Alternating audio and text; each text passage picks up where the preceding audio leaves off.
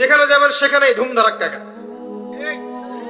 আর গান শোনার মানুষের কিছু রুচি থাকে, কিছু গান ছিল না শুনলে তাও কিছুটা ভালো লাগে, তাই না?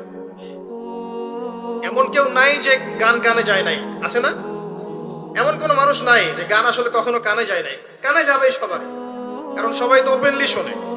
কিছু কিছু গানের অ্যাটলিস্ট কিছু মান আছে, মানে শুনলে মনে হয় যাচ্ছে ঠিক আছে গান হচ্ছে, যদিও ওটা হারাম।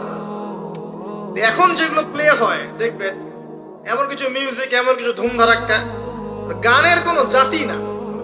শয়তান যে নাচছে ওর পাশে কোনো কোনো কোনো কি বলবো, আসলে কোনো সন্দেহ নাই ওর পাশে শয়তান নাচছে।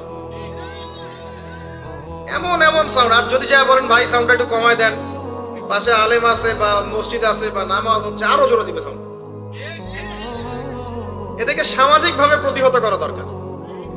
এদের বিরক্তি এত বেড়ে গেছে, মাঝে মাঝে এমন